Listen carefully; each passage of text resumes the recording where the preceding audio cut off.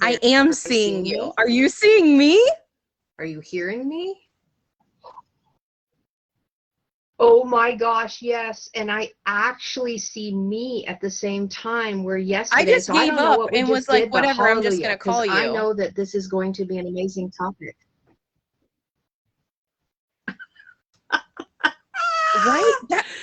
I can breathe now. I was gonna have to go into like some meditation and just like chill out for a little bit because I'm like, what is going on?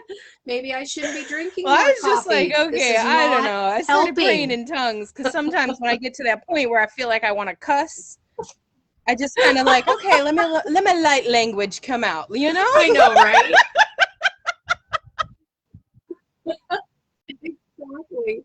Well, and I'm sitting there, I'm like going to Facebook and I'm watching the live stream, right? I'm like watching it and you're singing to the dog and you're talking about Rebel and I'm like, hello, I'm here. Let me in. Well, anyway, it was funny. That's Me hilarious. too. Well, I'm glad that we were able to connect. Right. That was a lot of work. I mean, it was like 15 minutes of trying to work on communication here and connecting. So, you know, this is gotta be good. I have no idea what's happening. It was not this difficult yesterday. Like, did they change it overnight? Like, no. I don't know. I have no idea. You know, I'm just glad that we're connecting this morning. It's like happy Friday morning. Is there a way that we can share this? I don't want to touch anything, to be honest with you. My friend, it says we're live. It says we're live. It shows so that I don't it's know a what's messenger going on chat. here. So is there a way that we can share it on our page? Because I know Nicole Cagle, someone else wanted me to share it in a group, and I'm like, yeah, you know what? Oh, yeah, you know what? No, I get what you're saying. So it's like it's recording it, but it's not, hasn't gone. It says it's live though. That's so bizarre. So I went back on Facebook to check to see if it was streaming live, and I didn't see it because usually it'll say, you know, like Candid Chicken is live, and I'm like, yeah, okay, I have like and there's 15 notifications that no Candid Chicken was going This is live, so and there's things popping off in all of them. So I don't know either.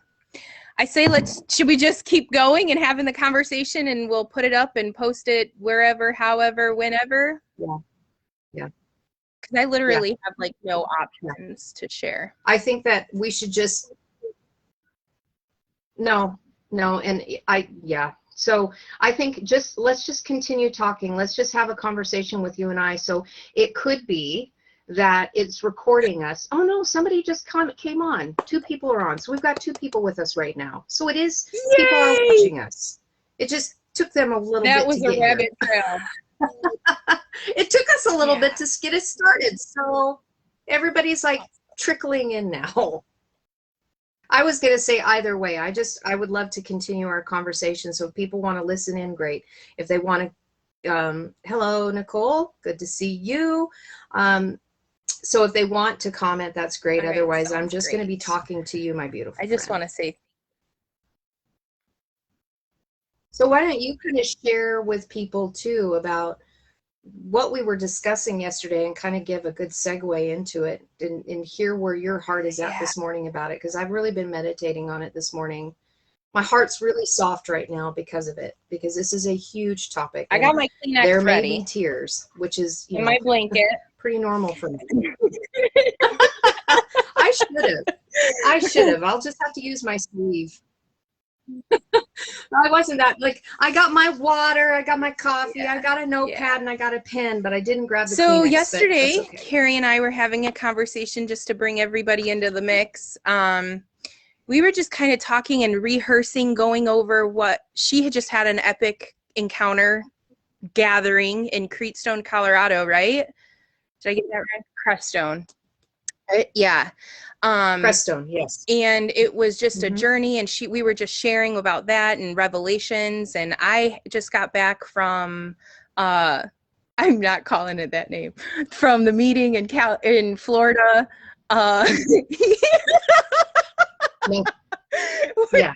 Yeah. I can see why you're not wanting to call it that name. I got why it was titled that way, but people might get a Hold on. really wrong Okay, idea now what I we're feel like, talking about yeah, today, now I feel like we gotta especially go since we're there. talking I about did not realize, transparency. Carrie, that was the name of the event. And I was sharing the event with people. And it wasn't literally until the night before where I was like scanning the flyer in my head because my mom asked me where I was going. Oh no. And I did a Kendra laugh out loud. And I was like, did he really name that? And then my dad was like, what? My dad was like, I'm watching your kids so you can go to a sex cult. Well, And I'm like, yeah. no.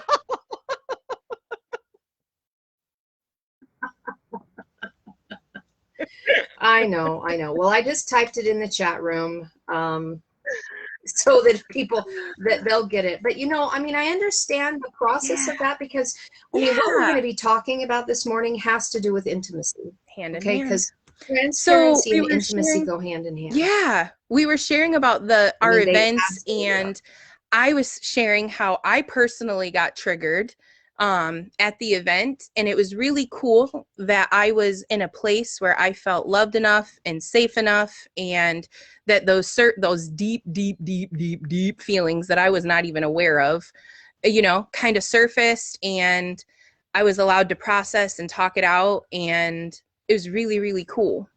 And since I've been home, I came home from this glorious meeting and there's a lot of emotions, but then I rolled right into my grandpa's memorial, Aurora's birthday party, and I've just found myself in some places feeling like stuck, the tug of war between the natural realm, like I feel like I need to get a job, I need to do this, I need to do, and the spiritual realm, and walking this thing out. And I found myself in some really lonely, hopeless places this week.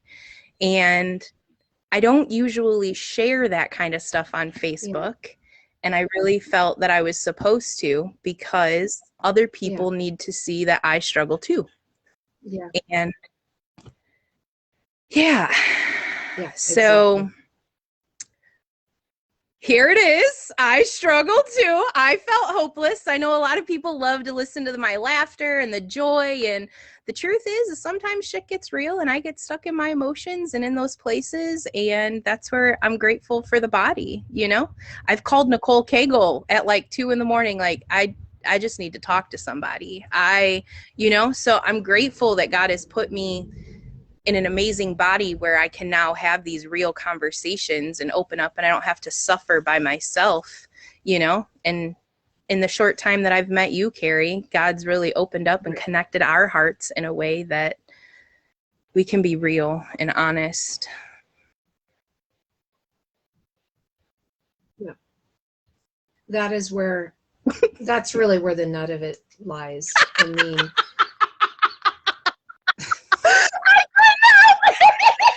you had to go there. That's all right. Let people hear your laughter. I know. Let people hear you laugh because that's how they know you, my beautiful friend. And it is contagious. Sometimes I have the maturity of a 12-year-old boy. I can't. You goofball. I know. You know what, though? But if we can't laugh at ourselves and we can't laugh at situations, then, why are we here? I mean, obviously there's something deeper, but I love laughter. In fact, one of the biggest things that I do, so talking about transparency, and then we'll go into some other things that I was on my mind this morning about the subject. But when I first meet people, this is something that I do. And I actually shared this when I was in Crestone. When I first meet somebody, because of conditioning, I tend to try to engage laughter as quick as possible. Making a joke or acting funny or being goofy or being zany, because there's something in my conditioning that I realized if I could disarm people, and I mean, this was a learned behavior from when I was really young, because I have people come to me and go, "You are so funny." And I'm thinking, no, I'm not. No, I am not. I am like super serious. And then I realized, oh, they haven't had enough exposure and intimacy with me to see that is a defense mechanism. And when I went to Crestone, the Spirit was sharing with me on the drive there that this was going to be all about transparency and not hiding and not having masks and not doing those typical knee-jerk reactions, like I normally would, where for me, I have to bring humor right away, because if I bring humor right away, they'll see that I'm not a threat. And then if I'm not a threat and they feel comfortable with me, they will not reject me. And, you know, some of this stuff has been really hard for me to excavate. I'm not so emotionally charged about it anymore, but I've really wanted to find out who I am. Not the masks I wear, not the conditioning that I have been brought up in, the social norms, just so that we can fit in, because a lot of us have rejection and abandonment issues. I mean, the vast majority of us do, if we would really look deep. Because you think about it, as soon as we came into this matrix, we experienced separation, did we not? So we were one with our mother in the womb. And as soon as we came out, we were experiencing what separation is like. You know, before, we could feel her heartbeat. We could feel and hear her when she was talking and saying things or laughing, and on the belly would jiggle and we'd get tossed to and fro because of laughter. Or when she would have to run to the bathroom because we were pressing on her bladder and she's moving and we're being jiggled to and fro in there. Everything that mother was going through, we experienced with her. Oh, I'm getting emotional when I'm thinking about this. And so when we entered in, we experienced separation in our memory, right? We don't remember a lot of this until we start really digging and going into those things. And because the memories are all there. The memories are all there. What was it like? What did we experience when we were in that place of oneness, unity with our mother?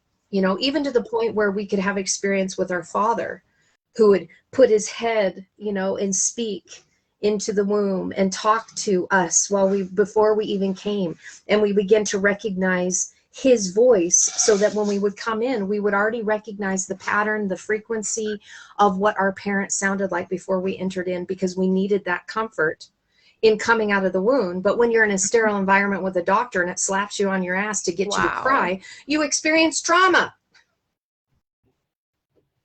And so that ingrains separation. And that's so, things need to change, right? Things need to change. So in being a transparent moment here, my knee-jerk reaction is to make people laugh. Because I, at the root of it, do not want to experience rejection and abandonment. And then when you dig a little bit deeper, it's really about how many times have I rejected and abandoned myself? Yep. Because it really has nothing to do with anybody else on the outside, right? That is where the crux of this whole thing is about what's going on in here, because we manifest it externally everywhere. So this whole thing about transparency, I've been connecting it with the word intimacy. And so again, the name of your retreat that you went to with Daniel, David, I am, and the rest of the crew that were there, in what our heart is crying out for. And, you know, my gathering that I was participating in being able to share from the heart level different things that were going on, so that we can begin to truly feel and connect with one another from the place of the heart. Because really, if I continue to wear my mask around everyone, that I'm just trying to make them laugh, all it is doing is exposing my uncomfortableness. Because I don't know whether you're going to hurt me or not. Are you friend or are you foe? And really, that's my question. Am I friend or am I foe?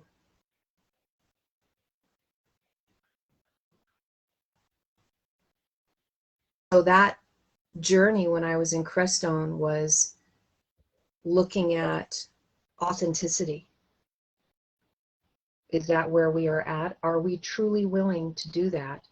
And I'll tell you what, if you haven't done a lot of that internal shadow work, that is one of the most freaking scariest places you can ever be.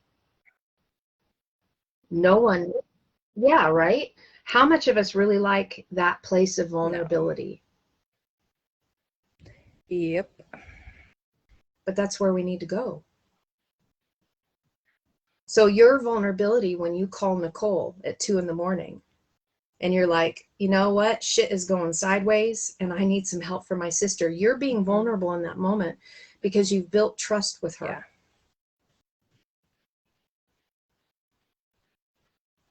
But how different would the world be if we actually built the trust within us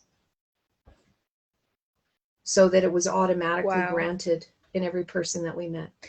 That that statement makes me want to do the work all the more, so that it's not just me that experiences that, but it's for everyone, and it can be at such an instant level.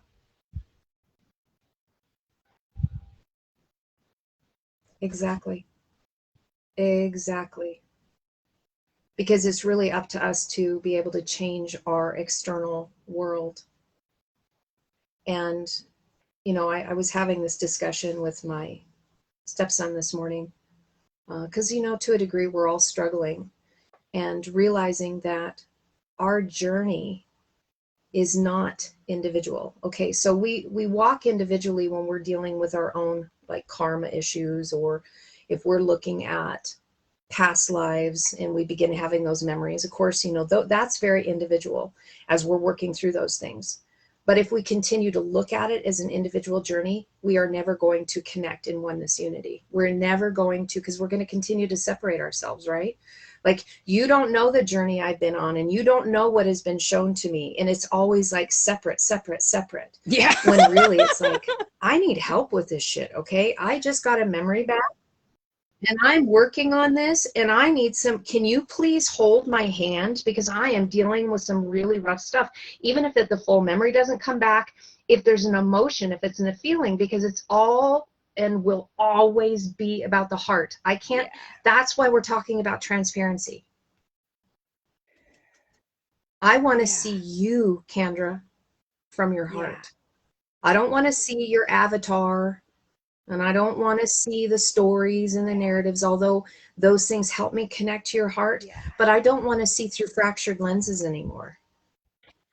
Because all that pain, all that suffering that we actually inflict upon ourselves, let's just call it, and let's be real, we're inflicting upon ourselves because there is no judgment outside of ourselves, is keeping us from being able to see each other properly. Why there's no trust. Are you friend or foe? So I'm going to start making you laugh right away so you instantly like me. Because if you like me, then you're not a threat.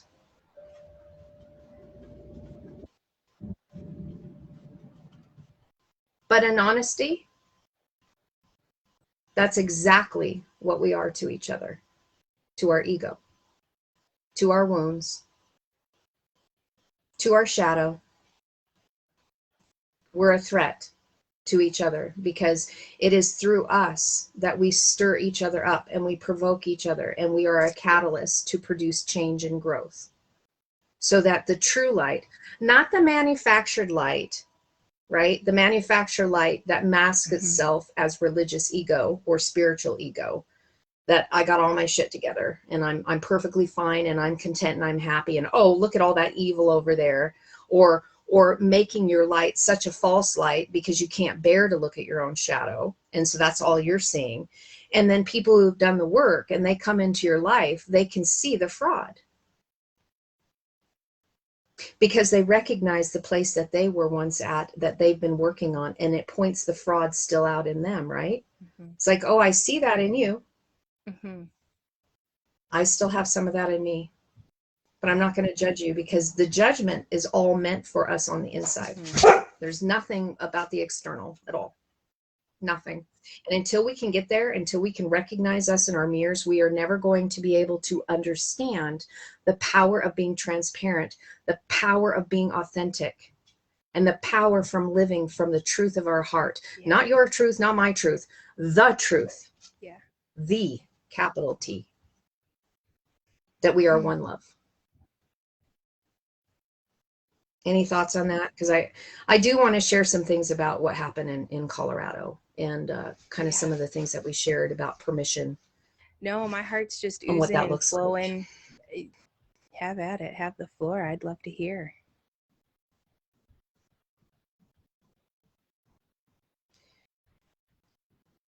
So when I was in Colorado, I met some amazing, amazing people. I shared a story yesterday on a live stream about my friend Moshe, and just the tenderizing of my heart while I was there, because there was so much love being outpoured. Now, you can say that, oh, well, everybody was on the honeymoon period, right? Because everybody's meeting for the first time face to face, so everybody's being in their best mode.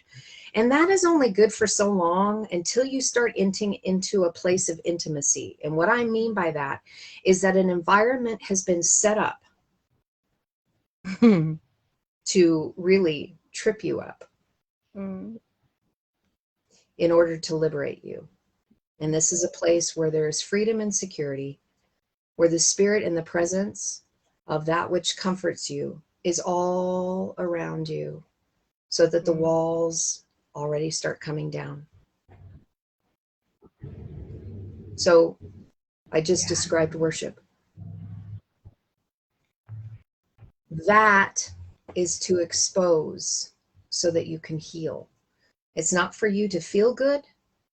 It's not meant for you, although it does. It's not meant for you to use it as a drug. It is not meant for you to escape. I just have to feel the Father's love. That's escapism. What it is it is setting you up so that you can be vulnerable. And what happens when you provide an environment for that, it doesn't have to be music, but it's pretty amazing when you have certain tones and certain frequencies and languages that have a vibratory frequency that is coming through, that is directly connected to not only your DNA, to your heart, how the walls come tumbling down and the realness of you starts getting exposed. And you will see a couple things happen. People that are afraid of intimacy will leave. The others who are not afraid of intimacy will stay. And then this allows the spirit to begin to work a massage on your heart and take that beautiful, comforting energy to begin to do shadow work. So in the process of that, we didn't start the week out like that. It's like when we went and we decided to come together as a group, all we did is we were like, well, we're going to have a loose gathering here, right? So we're going to meet from this time to this time. We're going to have some play days so we can go see what's going on in Crestone and see waterfalls and see sand dunes and go do some portals, some energy portals, and just have fun as family. And then have time for us to talk, to get to know each other. But we also had some loose gathering, and it was the Holy Spirit. We were like, the Ruach HaKodesh, we were allowing room for the ministering spirits to come in and aid us in whatever needed to be done for whatever the gathering was about. And so we didn't set an environment right away of, I'm using worship, I'm doing the fingers, because we all have our own ideas about what worship is. But I'm just saying, setting an environment for intimacy, okay? We didn't start doing that until about midweek. But that's when the walls began to crack. This is when true hearts were being exposed. And because people were willing to surrender into that, because the room had been safe, then other things were being exposed. Now, transparency is a gift that we give other people.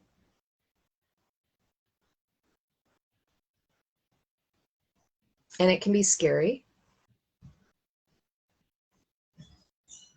But the question in that is, do you trust yourself in those transparent moments? Because it has nothing to do with about trusting other people. It's about trusting you in those transparent moments. So let's go back to conditioning here. A lot of us have been conditioned in the social normal acceptance to not make people feel uncomfortable. I mean, I have said this, and I've had several conversations this week with people that have said, I just don't want to make people feel uncomfortable. I don't want them to, feel strange or feel awkward or feel like I'm greater than them, or that they feel like they're lesser than me. I just don't want them to feel. Well, first of all, it has nothing to do with them. It has everything to do with you. You don't want to feel uncomfortable. I mean, because that's the truth of it, right? So I don't want to feel uncomfortable. by crying in front of you. I don't want to feel comfortable because I just entered into reliving a memory and I'm trying to purge it out. And I am so afraid of how you're going to look at me right now because it looks like I don't have my shit together. And I'm sitting here sharing with you from my heart, exposing it, crying and screaming out in this moment because there's something that's being revealed to me and I am scared to death that I'm making you feel uncomfortable. Really it is. I feel uncomfortable because I am showing you a very transparent portion of my heart that hurts right now. And I really don't know what you're going to do with it because honestly, the reason why I'm scared is because I haven't done it very well when other people have done it. And so now I'm looking at myself going, how can I make my environment more safe for people? Because I need that. I need that for me so that I can trust me that in my moment of excavation into this shadow side of where the pain and suffering is that I continue to allow in my life and continue to beat myself up with, how can I make myself safe so that those things can be transmuted and brought back into my heart as completely rendered clear in neutrality, in unconditional love in the moment. So the point of saying all of that, when we make that space for us within, it automatically makes that space without for other people to enter into it. So when I said that transparency is a gift, it is that which we give to another person to invite them into the same place of transparency because they have seen, they have felt, they have been experienced in that moment to know that the water is safe and they can get into it as well. You automatically grant them permission because you chose to expose something, to become vulnerable and to become transparent. Because if we choose not to do that, we are robbing them of the experience they need, which is our experience that we need.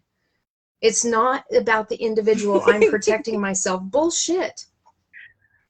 You're hindering somebody else, right?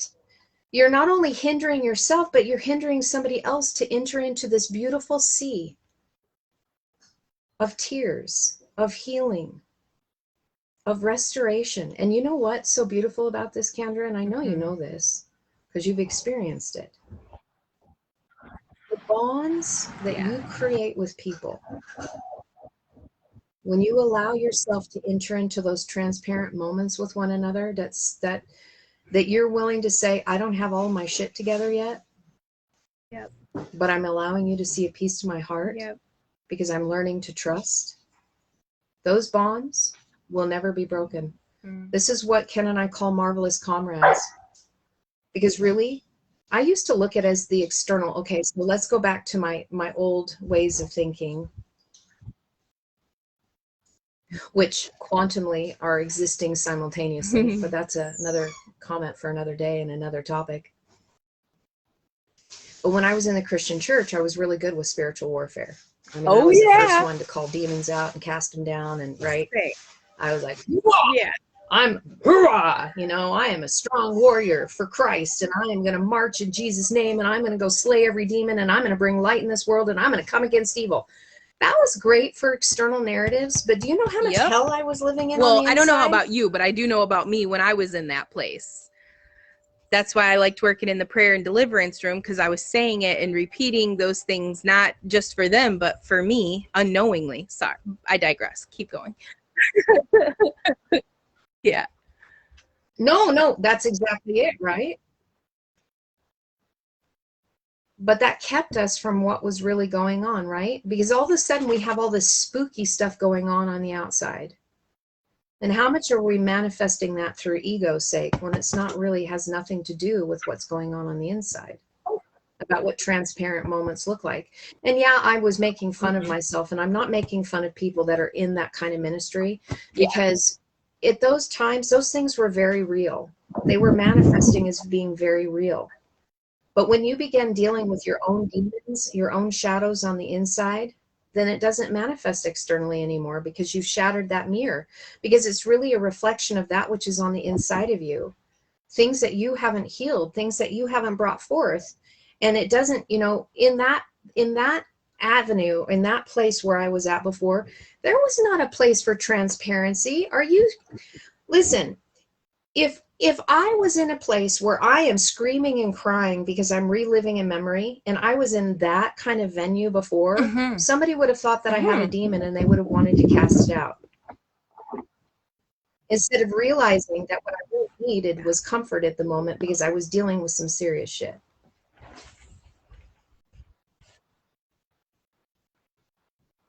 So being transparent and making these safe places for us to walk together through these, we can no longer block each other from that by withholding it.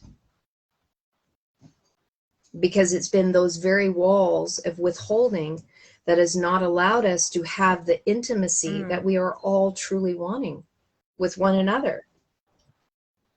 But if you don't experience it on the inside, if you can't have these intimate moments with yourself and being truly real, I'm going to be transparent here, okay? So yesterday, I had a request. Now, I am going to be really open and transparent here, okay? I'm going to be really open and transparent, and this is going to cause me to cry, but I'm past that place, mostly past, of having the fear of judgment of man. It's more about my own judgment that sometimes scares me, because my heart is really about love and about loving everyone unconditionally, including myself. So here's my transparent moment of my beautiful friend Brandon, who I was so excited to meet face to face in Crestone. And we had some amazing conversations, and I mean really heart to heart, transparent moments. And because we chose to come to that place and just be there, you know, not the knee-jerk laughter, let's have a good time. Like, no, we are going to be exposing the rawness, the raw side of us in some certain issues. And so it automatically brought that place of transparency and intimacy that doesn't normally get afforded when you're on like a live stream like this, right?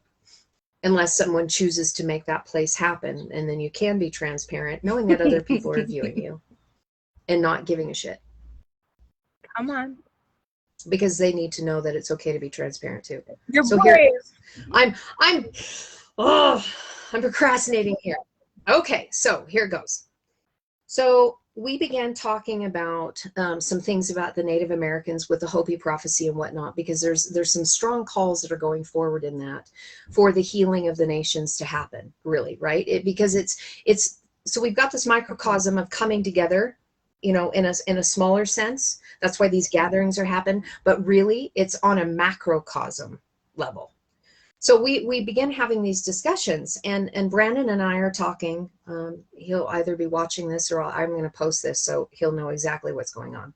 And if you read my post on Facebook last night, I've done 2 of them. You'll know that this is stemmed from that, because I was having my own wrestle yesterday with this. So when we were in Crestone, Brandon was saying that when we go to the Hopi, or when we're called, and it really is a time where we're sitting in front of elders, that it's not time for me to go letter by letter through the Hebrew and Aramaic and show them words and letters. They're storytellers. Everything for them is being passed down through stories. So unless you can communicate through a story, they are not going to be able to connect at the heart level. Okay, so I'm thinking about that. And when we were in Crestone, I started telling him the story that can be seen through the sacred languages, because every letter, the Aleph, Bet, Gimel, Dalet, all the way from the Aleph to the Tav, is a story. And it is freaking beautiful and amazing. And I've never recorded it. I have never recorded the story, because it can be told in many different ways, dependent upon what the spirit is sharing with the individual that is in front of you, because it'll be spirit will guide you through that journey to say exactly what spirit's giving you to help encourage them, because you're really encouraging yourself at the same time. So I began telling him the story, and I only went through 3 letters. I only went through the Aleph and the Bet and the Gimel, and I was unfolding this story. And Brandon's like, yeah, exactly. And I said, because I told him I told him that I love the minutia. I love the letters. I love breaking it down. And I wasn't so sure that I could tell the story. So I just gave myself permission, like, Spirit, help me with this. And it began rolling out, because I connected to my heart. And I went in here and I began to feel that love and gratitude that I feel when I talk about the journey, what the letters reveal and how it's really revealing my heart in the process, so that I can connect with humanity in transparency and love and authenticity, right? Without my mask. So I began telling him, and of course I get emotional like I am right now. And then I stop and he's like, well, exactly. Okay, so let's talk about what happened yesterday. So Brandon is asking, he's got a request. He wants me to break down the word good in a verse. And I had a busy day yesterday and I didn't get to it. And then he said, and if you have time, I would love it if you would write out or type out the journey for me and then email it to me. Okay, so here's the transparent moment. My knee jerk, there's a couple things running simultaneously that's going on. And I had to step back and I said, I am wrestling or I'm struggling with this request. And he had like all these question marks, like, why are you struggling with this? Shit. First of all, spiritual ego rises up, right? It's like, because I've dedicated 6 years of my life to go through these sacred languages and it's literally cost me everything. And I'm not, I'm not saying that for somebody to pat me on the back. I mean, it's just reality. It's literally cost me everything. It's cost my husband everything. We gave up everything, and that's how the door opened up to us so that we could begin excavating this and the spirit could be giving us these beautiful treasures. And so spiritual ego rises up and goes, oh, hell no. You want me to give you my treasure that I spent 6 years on so that you can have it and memorize it, so you can share it with somebody when it's not really yours? Okay, so that's what flared up yesterday. Instantly flared up was spiritual ego. And then I had to stop. I'm like, no, I'm not having this. That's not me. Because really, are the languages mine? Is the interpretation mine or is it ours? Do I really believe in oneness unity? Do I really believe connecting at the heart level? Because it's not mine, it's ours. Every interpretation, every word I share, every letter, it's ours. It's not mine. And that's what ego does, okay? Then the second thing. Damn it, this is not fun and easy, but this is exactly what we're talking about, so I'm just going to flow with it. Thank you. It is. It's so damn hard. Yeah. So thank you for making a safe place, Kendra, so I could do this. Yeah. And the spirit giving me the courage to be able to do this. So then I go, and I'm thinking to myself, so the spiritual ego doesn't show, just the ego, right? Just the ego that wants to project all of our crap and garbage on other people. And I'm going, oh, that's great. You want to take my work and make it yours and then use it like you're some great person and then this is yours. And then you're taking it from me. And then I'm looking at it and I'm like, holy shit, how many times have I actually done that? Or I've heard something that somebody has said and then I turn it and make it like it's mine and I take it from them. But I was projecting it. And I love Brandon with all my heart. And I'm sitting here struggling with all this going, oh my God, what is this? What is this? So then to become transparent with myself, I turn it on the inside. And then I begin realizing it's because I don't trust myself. I don't trust myself that when people give me of their beautiful treasures that I'm not going to use it for personal gain. And that broke me. It's breaking me right now. I was just saying it out loud, but I need to say it out loud because this is the transparency. This is the gift that I am giving you and anybody else who wants to enter into this beautiful place and this beautiful water to say, you know what? I understand. You're like giving me a beautiful treasure and I'm going to have to look at it and see. Well, you don't have to look at it. You can choose to look at it and say, is that part of anything that I've got going on the inside too? Yeah. And it was really real, and it's really real right now because in all honesty, it makes no difference what Brandon does with that. In fact, it's none of my business. In fact, it's not mine. It's all of ours. And what is it to say that perhaps I have no opening to go sit before Hopi elders. What if that is truly that calling, which I do believe that Brandon has? And what if my only calling is to help prepare him? Why then would I think that I am missing out or something, right? Like a fear of loss. When if we're all one, come on, I'm with him anyway. Whoa. We are one. And so this separation that happens when our ego gets in the way and we're not willing to be transparent, we keep putting up these freaking ass walls that say, you know, no, you're going to take this from me and you're going to use it and you're going to abuse it and you're not going to give me credit. Why the hell do I need fucking credit? I don't. My ego does. I don't. My spirit doesn't. It is well with my soul. In every other area, it's not. And this is a part of shadow work that is so hard, because when you look at it, it's like people go, oh, you're so loving and you're so beautiful. And then I come into these things and I see this part of me and I'm like, oh my God, really? Really? Yeah. But then I can get on the other side of it and go, thank you. Thank you, self, for being transparent, because I see you and I love you regardless. I don't judge you. I'm not shaming you. Thank you for showing me this side of you that is scared shitless to face some of these things, and for being brave to bring it forward so that it can be neutralized and so it can be loved back to life instead of being scared to death. Yeah.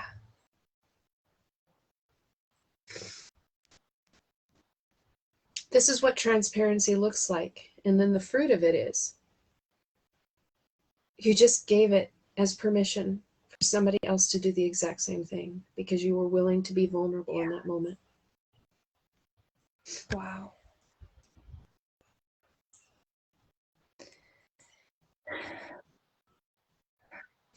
Should have had a box I would of love Kleenex. to. You want to hand me a hanky?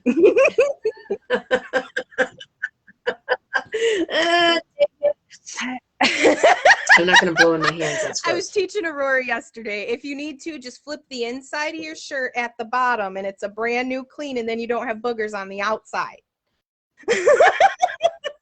Because sometimes you get in those situations. All right, here we go. It's on the inside. It's on the bottom. I learned something new today in my transparency. That's awesome. Thank you. Oh my gosh. I just want to tell you, I feel like you've read so many parts, like just experiencing your journey in that. I can see so many times where I've had conversations. I didn't realize how scared I was to go into certain places within me until I processed out loud. Christina was my sounding board and my processor for a long time, and she helped me get to some amazing places. There was other times where I just needed to process inside, but I didn't want to be by myself. And it came out that there's areas where I didn't trust myself. And one time she just flat out asked me, she was like, Kendra, do you trust yourself? And I was like, no. Like, nope. And it came from, it comes from it. And that's where I just kind of got to this point this week where I'm like, okay, my inner child, my past, this is telling me that I feel scared. This is where I'm at. Like, help me. And the experience that I was sharing with you, I don't even remember when it was, in Overmorrow sometime. Yestermorrow. Yeah, it was in Yestermorrow. I like that. I was standing in the kitchen and I heard, come into agreement with your accusers quickly, woman. And I heard it like loud, and it was authority. Oh yeah, you were sharing that yesterday. Yeah, I was like, whoa, what do you mean? Come into it. So I like stopped and I was like, okay, Holy Spirit. And when I stopped, I became aware of this like frequency that was behind me. It felt like it was through pieces of me. I don't really know how to explain it. And I was like, okay, what is that?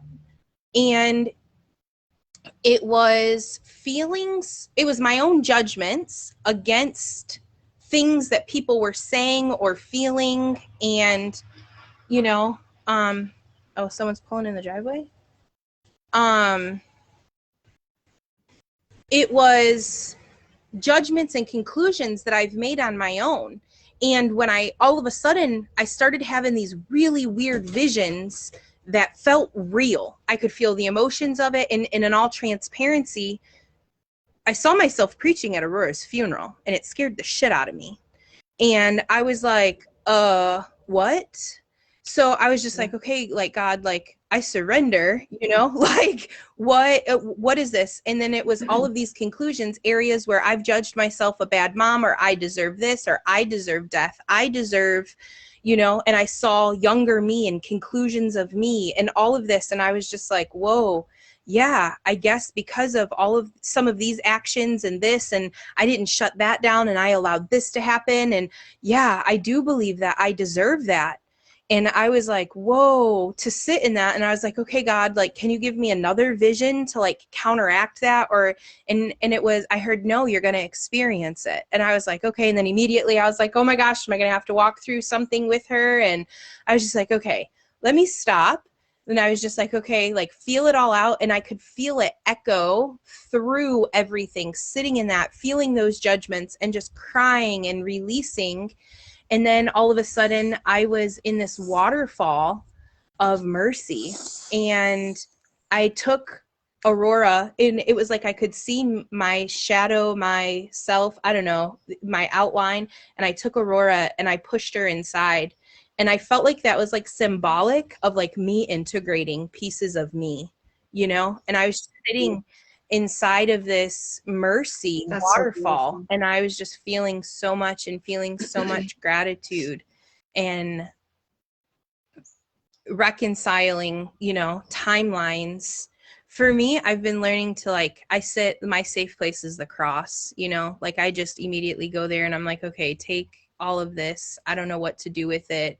Apparently these are my conclusions. I don't know. It's like a trading floor for me. Take this, give me something different, because I'm wrong here. I'm concluding weird,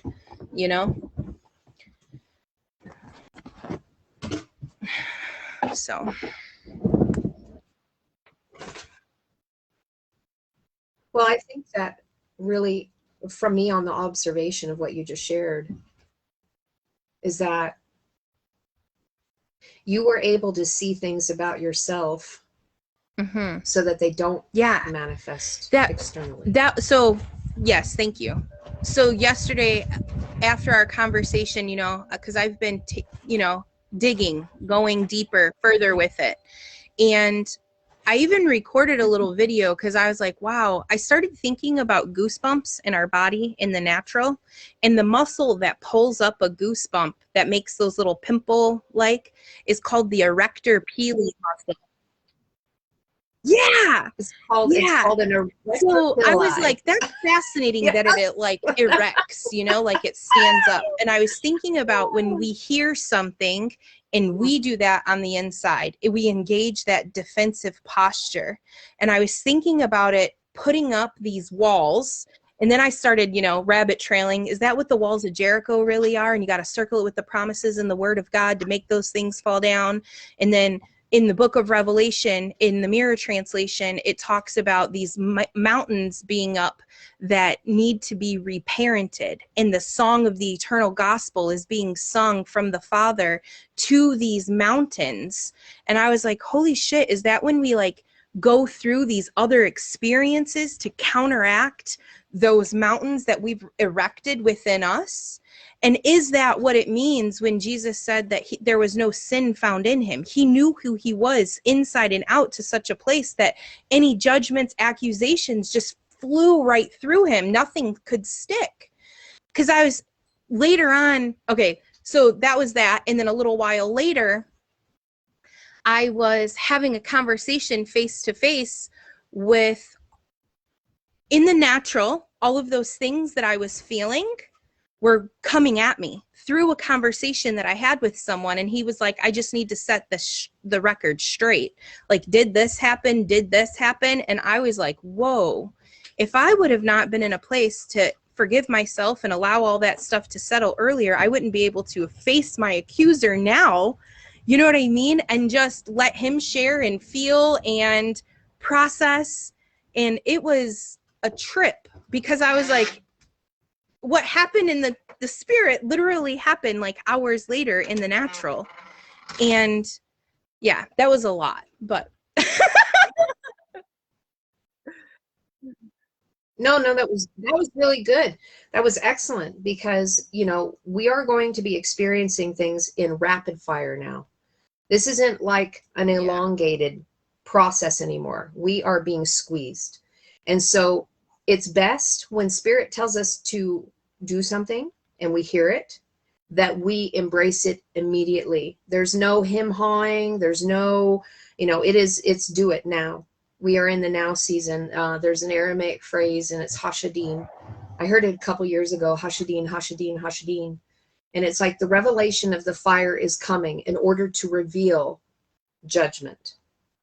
And again, adjudication is internal. It's not external. So if we're all waiting for the world to be judged and we're waiting for all evil to be squelched, you must realize that you are of good and evil on the inside. So stop wishing for that on the outside, because you're calling judgment in on the inside.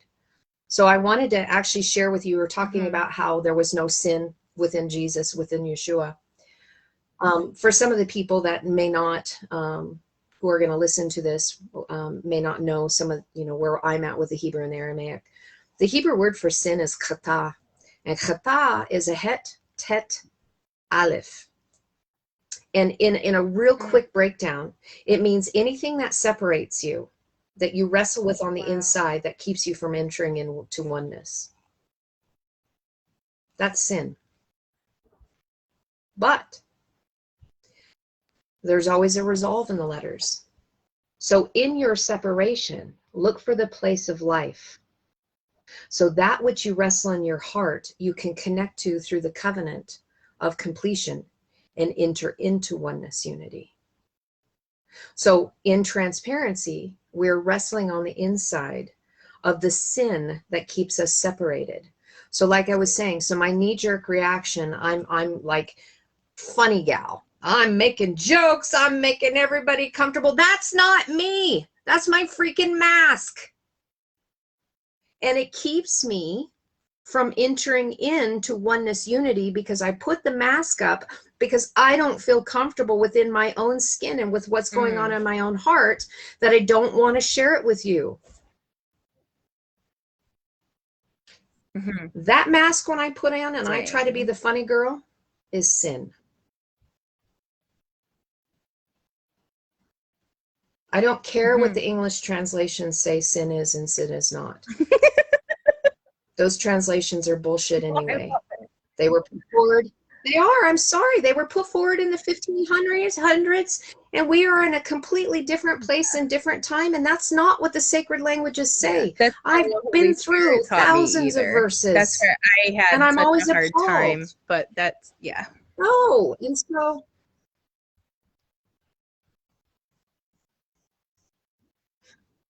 because really the way it was interpreted was all about separation and keeping us separated from God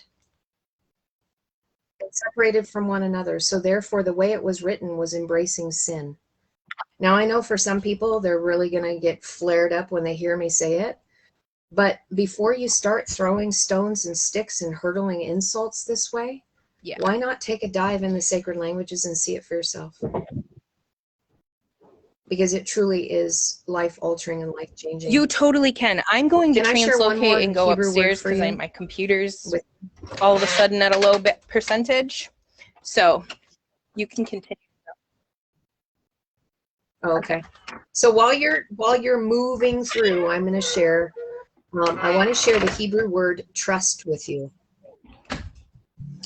It's the word batach. Batach. Now it's interesting because just like chata, it has that letter het in it. And so there's something that has to do with separation, but there's also something else that has to do with life. So the word batach I'm just going to give you, I'm not going to go and break down the letters for you. This is not a teaching session of teaching the letters. I'm just going to share with you spirit interpretation. Batach. The word trust. You are in the inside. You are wrestling within your heart. And it's keeping you separated. Mm-hmm. Trust. On the inside, you are wrestling within your heart and it's keeping you separated. But the resolve says, on the inside, build through that which you wrestle so you can connect to it to bring forth life. So when we don't trust, okay, so let me back up real quick. Every Hebrew and Aramaic word is dual in nature. In fact, I had a woman a couple weeks ago, and I was like, wow, you're welcome, Nicole. Wow, you see it. Because she said, so she sent me a word and she private messaged me on Facebook and she says, I don't get this. Like there's two different definitions and they oppose each other. Like, how can this be? How can this be?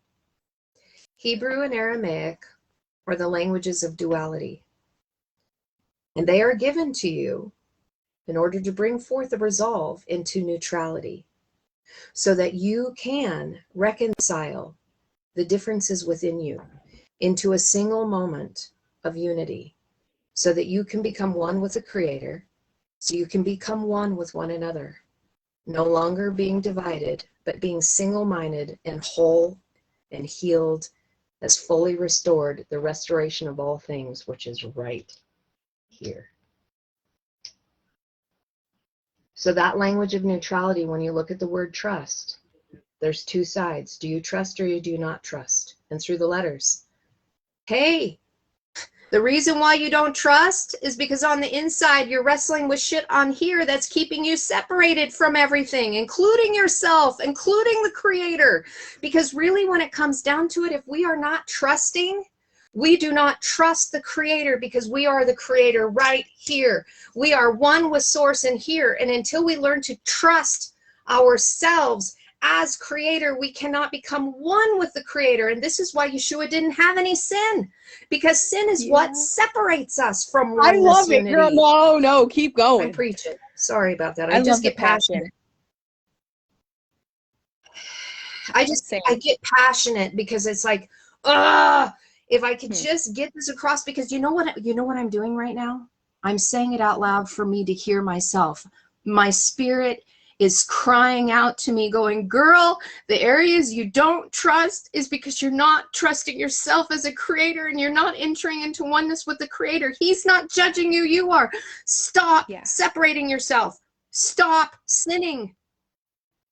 Deal with your shit on the inside. Deal with your heart. Go within. Find all of that stuff. That's what this whole beginning of this conversation was, in the transparent moment of what I shared with you yesterday. It's like, damn it.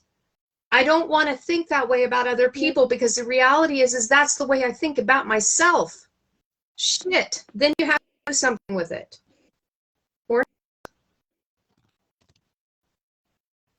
But then you just get to go around the mountain again. And I don't know how many times I want to keep going around these same damn mountains. I need different scenery. That is literally the other thing that I was saying at the end of that video that I was rambling on yesterday in my nomadic driving thoughts. I said, I wonder if these mountains that we're erecting, because I was thinking about, that first the ear, then the blade, then the corn, right? Like it's like the harvest, right? So our seeds come out, our heart is the thing. So then all of the judgments, the wheat grows up, the soil. So the judgment, goes forth. So our good words are mixed in with our bad words, the wheat and the tares. And then we have these situations that come forth where we get to decide, like, okay, am I going to continue to go around this mountain? Am I gonna, if I use your example, am I going to continue to allow these crazy thoughts that separate me and Brandon and preparedness and my work, his work, and our journeys, and you know what I'm saying? Or am I going to surrender all of that stuff, realize that we're all one, let that area be refathered, reparented, that mountain brought low, so that real me can shine through?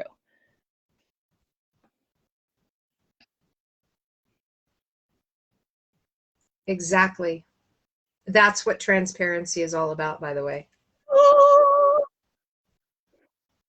So even with the etymology of that, so I know. So in helping land this plane, because I could talk for hours, but you know, people have already been listening to us for an hour. So whoever is still here, thank you. I mean, you've given us a precious gift of your time. Yeah. And hopefully you're leaving with some good stuff today. And feeling a little bit of heart change within yourself, because if we're not doing this to help aid you, then why the hell are we doing it? Yeah. Because really every time I help myself, I'm helping you. So there was a couple words that I was thinking of, more Hebrew words, because again, one of my love languages, I've got two of them, but one of them is words of affirmation. So every time I go into Hebrew and Aramaic, they're a love letter to me. Oh, they're so beautiful. I mean, it's a beautiful love letter, because you know what it's doing? It's revealing me to myself. Like I don't need to have somebody else tell me that I'm fantastic or I'm sweet or I'm wonderful. It's like, that's all external stuff. And yeah, it makes me feel good, and it does, you know, it massages my heart, and I feel loved. But really, when you can excavate this on the inside and who you really are, these are love letters that say, look at you. Look at you on the inside. And every time one of those epiphany comes in, then I can take that epiphany in that moment of who I really am, and then I have the strength to go in and deal with the shadow. Because ego loves to take our shadows and beat ourselves up with it, right? The accuser of the brethren. Want to beat up, oh, you're not really that good, right? That's when I was saying on some of those things about trusting, and then like, oh my God, that's really what's going on? Holy shit. I don't like this. And then the love letter says, but that's not who you are, beautiful. That's not who you are. That's an experience. That's all it is. It's an experience. So the word with transparency is zakak. Zakak. And I actually am going to share with you just the definition of this. The letter is, so if you were to put it and translate it, it would be Z-A-K-A-K, zakak. And this is a word that means to be, oh, why are you doing this? My computer is really ticking me off right now.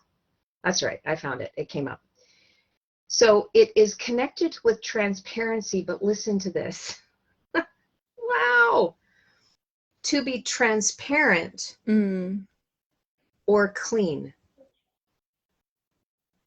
To be bright, clean, pure, shining. So we have heard many times about the clean robes of righteousness, or being made clean. This is connected to transparency.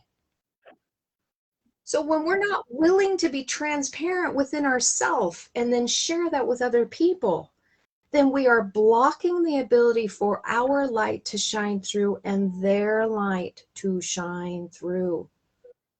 I don't know about you, but that just looking that, to be bright, clean, and pure has to do with us being transparent in that which we say and what we do and what we think, by exposing ourselves to the truth of who we are and dealing with our shadow, because our shadow is not the truth of us. But in that moment, there's this beautiful divine exchange that happens, that you can get to see you. Yeah. I am not my shadow. It is part of me. Come on. But it's not the fullness of who I am. It's part of my journey. And I treasure those shadow moments. I honestly, I treasure the pain and the suffering, because I can transcend out of it by transmuting it into this beautiful place of transparency. Now, these letters, Zayin, Kaf, Kaf, this is incredible. This is so amazing. The zayin means a sword and a plow. And the letter kaf means to grasp a hold of power, but it also means to wean and ripen and tame and yoke. Okay? So it's zayin, kaf, kaf. But the last kaf is in its fallen self. It's in a fallen nature. It's called a kaf sophit. Don't get tripped up by the letters, because if you guys don't know, just throw that aside. Just listen to what I'm going to share with you. Every single word has a center. And in the center of every single word in Hebrew and Aramaic thought is particularly dealing with your heart. Right here. So when I look at this, what this word is telling me in the process of transparency and becoming pure and clean so that light can shine through, it is saying, when you allow the sword and plow within here and you grasp a hold of the power within your heart, you are going to take that and begin to deal with the areas where you have fallen, so that you can empty your cup out and be fully restored as one who is clean, one who is pure, one who is transparent, so light can shine through, if you allow it within here, because this is where the true power lies. Beautiful. That is amazing. That is like transparency. And then one more word, the word intimacy, because these are words that we're naturally outflowing. But I knew Spirit was going to have us talk about this. And so earlier on, it's like, well, take a look. Let's share some of these things about the sacred languages here, because that is my heart and my passion. It's the word sod.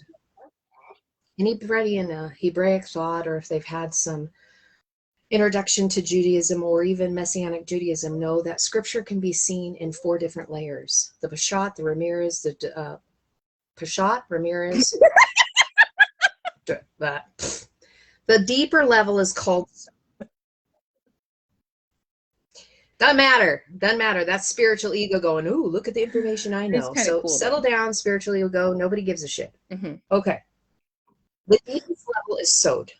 The deepest level of sod. And this is when you get into the mysterious, the esoteric side of the language, which really fosters the path of mysticism. Okay. So becoming a Christian mystic, or just being a mystic. And a mystic just means divine experience, or experience with the divine. Okay. So anybody who has had an encounter when they're worshiping, guess what? You experienced mysticism. Get over the term and stop judging yourself that it's something from the devil. Okay. It is divine, inspirational experience. That's what mysticism is. It's not a spooky word. Stop dividing yourself from it, or else you're going to keep yourself from having amazing encounters with source, with creator, so that you can reveal who you are. Right? Reaching here. So sod is this beautiful level of scripture that when you take into, now listen to what this word means, if I can get it to pull up here.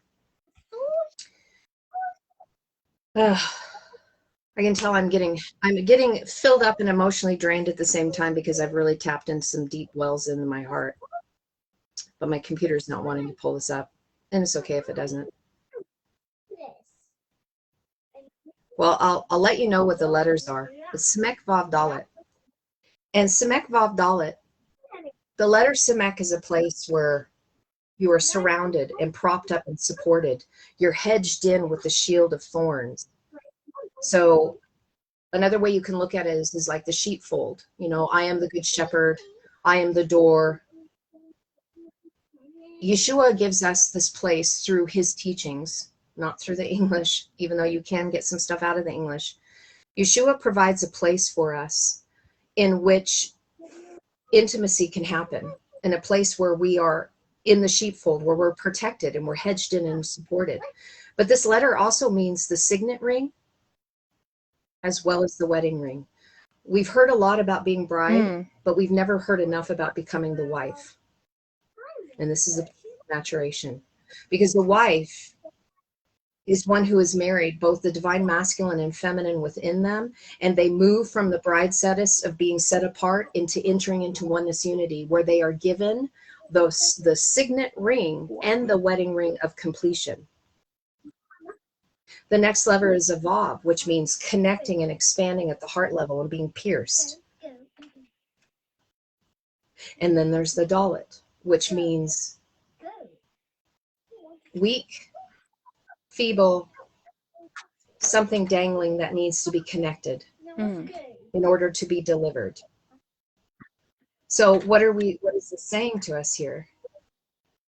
This sowed deep level is the place where we are given authority. We are given the signet ring, where we can enter into the marriage chamber of intimacy, where we can expand and connect at our heart level.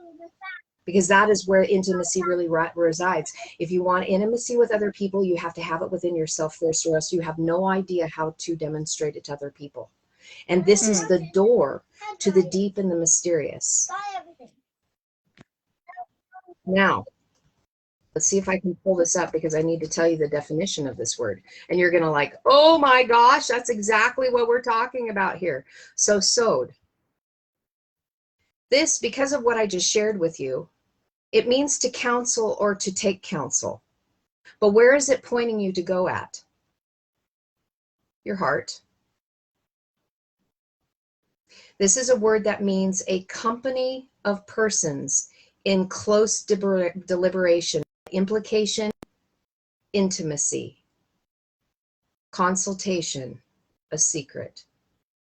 A secret council of close company of people that are establishing intimacy one-on-one with each other so that they can guard and can protect, find and create a place where you are safe and shield you like hedged in with thorns, so you can be propped up and supported, connecting to one another in the heart level, which is the door that will show you the areas where you are still weak and feeble, the areas that you need to connect to so you can deliver yourself of the things that are keeping you separated from one another in intimacy.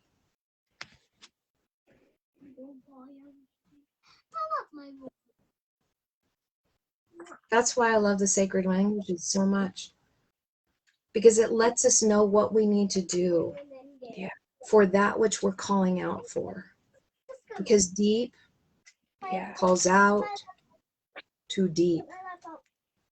You get this, the word deep, it's amach. It's ein mem kuf. Ein mem is the word that means people. It means tribesmen. And when it has a kuf added on the other side of it, it means those who are willing to compress light in the circle of time by walking the narrow path between the light and dark, by rendering clear which is hidden in order for it to be revealed in the circle of time. That's what kuf means. So these are people that we are walking with in order to bring this together in unity as deep calls out to deep, living from the heart level.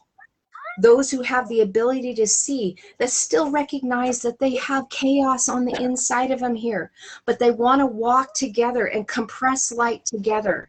And that's why deep is calling unto deep. That's why we're gathering, because we're tired of the surface letters. That's funny. The surface letters are the English translation of the Bible. The deep sowed mysterious is where we get into the Hebrew and the Aramaic, and realizing that the entire narrative is about your inward journey. And that's where transparency, that's where intimacy comes. And this is where we give people permission to enter into that same place with us as deep calls into deep. I am wanting to go deep diving with other people. There are so many that want to live on the surface. Let them live on the surface. Let them be there, because eventually they're going to be called into the deep as well. But by then you are going to be so experienced in being a deep diver yourself that those that are starting from the surface dive position that start getting scared, you can grab a hold of the hand and you can be that shield of thorns for them and say, let me help make a safe space for you so you can explore and know that everything's going to be okay. Let me provide that transparent place. Let me give you the place where intimacy resides and dwells and expands so that you can see the depths of your own heart and how beautiful you truly are right now in this moment. It's okay to take off your mask. It's okay to be authentically you. It's okay to cry. It's okay to be angry. It's okay to be frustrated. It's okay to be overwhelmed. because I give you permission. Because some of us just need to hear that. So that's what was on my heart to share today. Yeah. I'm like so in that. I find myself at a loss for words, just encountering and feeling all of that. It's beautiful. Thank you so much, Carrie, for coming on and sharing your heart and exposing all.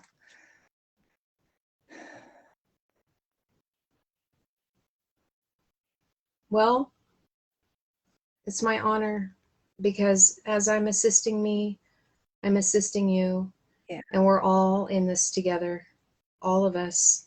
It's not time for us to separate anymore. Sure. It's time for us to join at the heart level and allow vulnerability to be something that isn't a scary word, but it is something that we thrive in. I love you, my beautiful friend. I really do. And I really enjoyed being here today. I'm glad that this conversation came about. I'm glad that we had amazing experiences within the last couple days, the last couple weeks, that this was a beautiful ground to foster this conversation through real life experience, you know, and I just welcome anybody who chooses to walk on the mystic path, because that is where everything is revealed to you, the divine nature that is already within, so we can manifest the Christ anointing without. It's just waiting for us to partner. It's waiting for us to rise up within us. And the only way to get there is to be transparent and intimate with you first, so that we can walk it out in the power that was given to us, in our inheritance, in our authority, so that we can clean up all the messes we made as those who are divine creators, experiencing our creation and no longer abusing the power, but by taking it back and promoting things of healing. Wonderful, wonderful experiences with no shame or guilt. Nobody trying to control and manipulate each other, but to lift each other up so that we can experience the fullness of the restoration of all things. And I just want to offer myself, I love you too. I love you. And I love all of those who are watching too, and all of those who are going to see this. And as both of us revealed our hearts, we do the work so that we, you know, can be those pioneers in the deep diving and going in, so that we can come back to those who are, you know, surface level and choosing the mystic path and all of that, so that we can grab your hand and walk it with you and provide that safe space.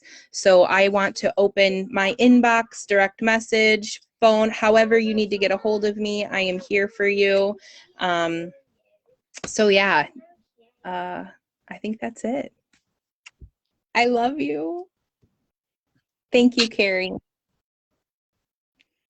Shalom, shalom to all of you. I love you. Namaste.